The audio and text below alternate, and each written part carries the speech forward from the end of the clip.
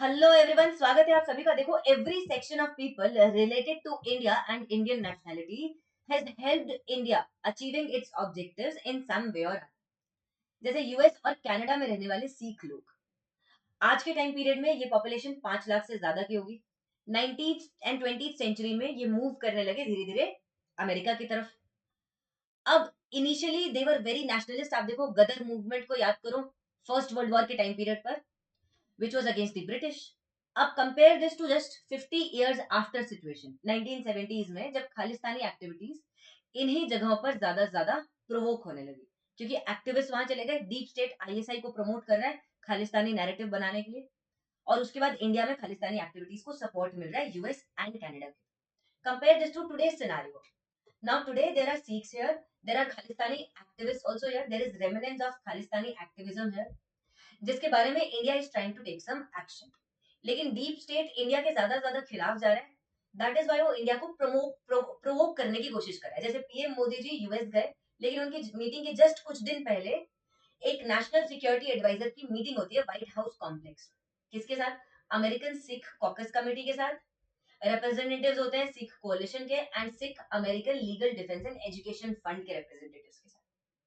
These organisations initially इनका objective क्या होता है?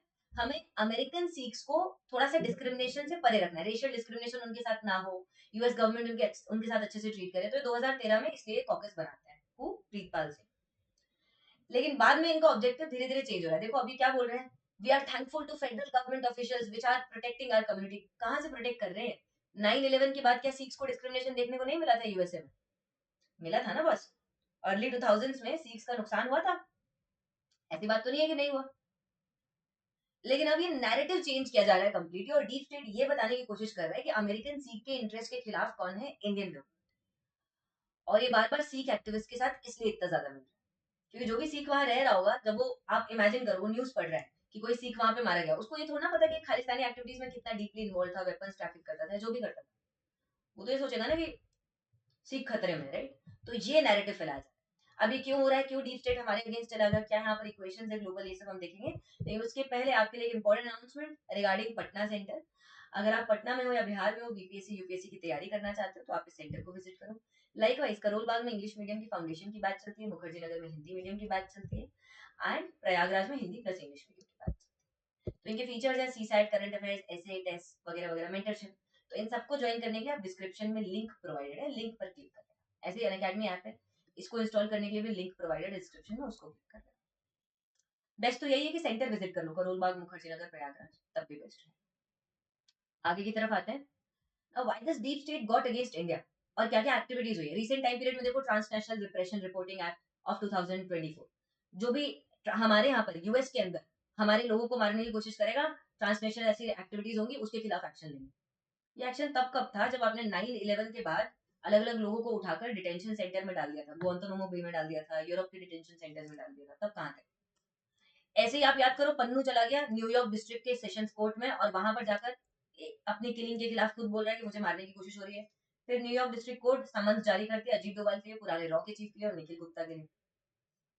हम एक्चुअली सीआईए को, डीप स्टेट को बहुत टाइम से बोल रहे थे that look, Pannun is a CIA asset, we know that, लेकिन ये खालिस्तानी एक्टिविटीज कर रहे हैं, तो आप इसके खिलाफ एक्शन लीजिए। But they did not take any action, they did not help in suppressing those Khalistani activities. They thought that अभी ये जो खालिस्तानी एक्टिविटीज बची, इनको लेवरेज की तरह यूज कर सकते हैं, और अब ये लेवरेज धीरे धीरे इसको बढ़ाते जा रहे हैं बिकॉज ऑफ सम रीजंस। इनको ऐसा लग रहा है कि India is the next China. How they feel it? जब डीप स्टेट हमारे साथ होने लगा था अर्ली 2000s में, under leadership of George Washington Bush है, अंडर रिपब्लिकन्स, तब रिपब्लिकन्स ने डीप स्टेट को समझाया कि देखो, इंडिया के अगेंस्ट जाने की कोई जरूरत नहीं, इंडिया पर सैंक्शंस हटा दो जितने भी आपने लगाए, एंड इंडिया के साथ दोस्ती कर लेते हैं, 123 nuclear agreement and so on and so fourth, जितने सारे अग्रीमेंट जो है, लेमुआ कोंकासा, ऑल ऑफ दैट, क्योंकि इंडिया चाइना के खिलाफ हमें हेल्प करेगा, क्योंकि चाइना ज्यादा ज्यादा राइज होता जा रहा है। Now this was understood by deep state, लेकिन तब भी डीप स्टेट ने कुछ एसेट्स अपने पास रखे। By the way, what is deep state? Companies, आपकी मिलिट्री इंडस्ट्रियल कॉम्प्लेक्स पूरा यूएस का, एस्पियोनाज के official, CIA, all of that counts in the deep state, जो पीछे से पॉलिसीज डिसाइड करते हैं, जिनको इलेक्शंस लड़ने की जरूरत नहीं, तब भी ये काफी हद तक यूएस की फॉरेन पॉलिसी को इन्फ्लुएंस करता है, foreign and defence. These are deep state. अब ये बात ठीक है, लेकिन अब क्या होता है, जैसे जैसे वर्ल्ड आगे बढ़ता है, वैसे वैसे इंडिया अपना स्टैंड दिखाता जाता है यूएस को। जैसे S-400, अब यूएस को, डीप स्टेट को क्या लगा था, डीप स्टेट को प्रॉफिट चाहिए अपना, मिलिट्री इंडस्ट्रियल कॉम्प्लेक्सेस हैं, वॉर लड़वाते हैं अलग अलग जगहों पे, प्रॉफिट कमाते हैं, जैसे ईरान इराक वॉर हुआ, मिडिल ईस्ट का वॉर्स हुए, ऐसे। तो इनको प्रॉफिट चाहिए, लेकिन यूएस ने इनसे ज्यादा डिफेंस परचेजेस की नहीं, क्योंकि इनकी बात मानने में हमारा बहुत ज्यादा नुकसान था। ये बोल रहे थे हमसे डिफेंस परचेजेस को हमारे बायर बनो, लेकिन हम तुम्हें टेक्नोलॉजी ट्रांसफर नहीं देंगे। अब ये एक प्रॉब्लमेटिक स्टेटमेंट है कि हमें टेक्नोलॉजी ट्रांसफर नहीं दे रहे हो, तो हम क्या करेंगे, हम दूसरे कंट्रीज पर रिलाई करेंगे, हम फ्रांस से थोड़ा बहुत ले लेंगे, इसराइल से थोड़े बहुत वेपन्स ले लेंगे, और रशिया पर अपनी डिपेंडेंसी कंटिन्यू रखेंगे। और इसी डिपेंडेंसी की वजह से हम यूक्रेन वॉर के टाइम पर भी रशिया से अपने लिंकेजेस खत्म नहीं करते। हमें यूएस सैंक्शन करता है अंडर कार्डसा, S-400 बाय मत करो। हम बोलते हैं these are not UN sanctions, these are US sanctions, और हम यूएस के सैंक्शंस को मानते नहीं, हम तो सिर्फ यूएन के सैंक्शंस को मानते हैं। तो अब इससे डीप स्टेट का धीरे धीरे दिमाग खराब होने लगता है। सो दे थिंक कि इंडिया इनके हिसाब से नहीं चल रहा है, मतलब they are the next China, जिसको अभी से रिप्रेस करके रखो, and they are in fear कि इसके साथ साथ ग्लोबल साउथ भी इनके हाथ से चला जाएगा। कैसे भैया, देखो चाइनीज के हाथ से ग्लोबल साउथ जा रहा है धीरे धीरे, क्योंकि अफ्रीका, अफ्रीका में रियलाइज होगा, डेट ट्रैप हुआ बेल्ट एंड रोड इनिशिएटिव का, तो पूरा तो अफ्रीका में इनकी इमेज खराब हो गई। इंडिया की इमेज फिर भी आज भी सही है। साउथ एशिया में हम्बन तोता से लेकर ग्वादर तक हर जगह प्रॉब्लम्स है, तो अगर इनकी इमेज खराब है। आसियान कंट्रीज, अब इंडोनेशिया हुआ, ब्रुनेई हुआ, फिलीपींस हुआ, वियतनाम हुआ, ज्यादा ज्यादा इंडिया के फेवर में जा रहे हैं। जो नहीं है वो मजबूरी में चाइना के फेवर में है, क्योंकि अब वो इतना डेट ट्रैप में जा चुके हैं कि वो बाहर नहीं निकल सकते। लेकिन अगर इन कंट्रीज को भी धीरे धीरे हम अपने स्फीयर ऑफ इन्फ्लुएंस में ले आए, दैट्स व्हाई चाइना बोल रहा है कि अब ग्लोबल साउथ में इंडिया के साथ मिलकर चाइना काम करेगा। पहले क्या बोल रहा था, चाइना एंड ग्लोबल साउथ, अब बोल रहे global south plus India plus China. Likewise US को भी डर है कि अब ये रशिया चाइना इंडिया ये सब आपस में थोड़ा बहुत मांडवाली कर रहे हैं, बातचीत कर रहे हैं, तो इंडिया चाइना में कोई भी वॉर नहीं होगा, इंडिया चाइना अपने डिफरेंसेस ऐसे ही मैनेज कर लेंगे। And this is the biggest nightmare for the USA. जैसे इंडिया के लिए बिगेस्ट नाइटमेयर है कि चाइना और यूएस साथ में मिलकर G2 बना दे, बिल्कुल ओबामा एरा टाइप का, और फिर इंडिया साइडलाइन हो जाए। वैसे ही यूएस के लिए सबसे बड़ा फियर है कि यूएस साइडलाइन हो जाए और इंडिया और चाइना आपस में मिल जाए। मिल जाए मतलब ये नहीं कि डिफरेंसेस खत्म हो जाए, लेकिन कुछ मांडवाली कर ले, सेटिंग कर ले कि हाँ वॉर में नहीं जाएगी, ठीक है। तो यूएस फिर कमाएगा किससे, सीआईए बेचेगा किसको, मिलिट्री इंडस्ट्रियल कॉम्प्लेक्स को बेचेगा, चाइना को, इंडिया को। और अगर ये तीनों कंट्री साथ में आ गई तो ग्लोबल साउथ में इन्हीं का दबदबा होगा, फिर यूएस का दबदबा सिर्फ वहीं बचेगा, एक तो यूएसए में खुद में, और एक वेस्टर्न यूरोप में। क्या कर लोगे, ईस्टर्न यूरोपियन कंट्रीज तक थोड़ा बहुत रशिया की तरफ झुकने लग जाएंगे, चाइना की तरफ झुकने लग जाएंगे। तो इनको ये डर है, दैट्स व्हाई ये इंडिया के खिलाफ लेवरेजेस को कॉन्स्टेंटली यूज कर रहे हैं, और साथ में ये बोल रहे हैं कि India is the leader of core.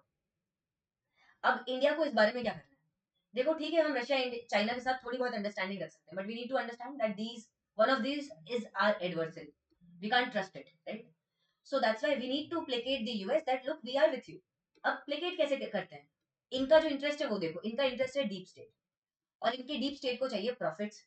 इनको प्रॉफिट दो, हर साल इनके साथ कोई ना कोई डील कर लो वेपन्स परचेज करने, कोई इंपॉर्टेंट वेपन जिसकी टेक्नोलॉजी हमें चाहिए, ये टेक्नोलॉजी ट्रांसफर नहीं भी देते हैं, है ना, तो भी इनके साथ आप परचेज करके एटलीस्ट टेक्नोलॉजी को रिवर्स इंजीनियरिंग कर, और बाद में ये जो वेपन्स बनते हैं इसको फिलीपींस को, वियतनाम को, इधर उधर कंट्रीज को बेच दो, राइट। नॉट जस्ट दिस, इसके साथ साथ डीप स्टेट के साथ अपने इंटरेस्ट को फाइंड आउट करो, कहाँ पर कंफ्लिक्ट है, कहाँ पर ऐसा स्कोप है जहां पर डीप स्टेट और इंडिया मिलकर अपने वेपन्स को बनाए, मैन्युफैक्चर करे और फिर उसको बेचे, और दोनों को heavy profits, because this is all about profits and our own benefit. If we are able to find the proper leverages here, then we can placate the US also. It's not like कि आप इनके बिल्कुल slavery कर रहे हो जाकर, या फिर अपीजमेंट कर रहे हो, it's not appeasement, but it's trying to find the common ground so that we are able to buy time. Chinese भी तो बाय टाइम करते हैं ना यार, चाइनीज अभी क्यों शांत है, आपको क्या लगता है, चाइनीज ने क्यों बोला कि China alone has disengage from 4 areas of Ladakh, क्यों ऐसा बोल रहे हैं, इनको रियलाइज हो गया कि टाइम इनका सही है अभी डिसएंगेज करने का। ये कंफ्लिक्ट में पड़ेंगे, पॉपुलेशन और ज्यादा डोमेस्टिक खराब होगी, एनीवेज डोमेस्टिक पॉपुलेशन ऑलरेडी गुस्सा है, इकोनॉमिक ग्रोथ कम है, जितने जीडीपी के नंबर्स दिखाए थे वो सब फेक निकल के आ रहे हैं धीरे धीरे, तो थोड़ा सा शांत रहने की जरूरत है। इस India should also learn to buy time, because buying time is very important, जब तक कि आपका टाइम नहीं आता, hide your capabilities, buy your time. बाकी आपको क्या लगता है इस टॉपिक के बारे में जरूर बताइएगा, ये क्यूआर कोड है, स्कैनर है, इस पर स्कैन कर लेना for further joining Telegram group for updates, lectures, PPTs and all of that. Thank you people, like share comment.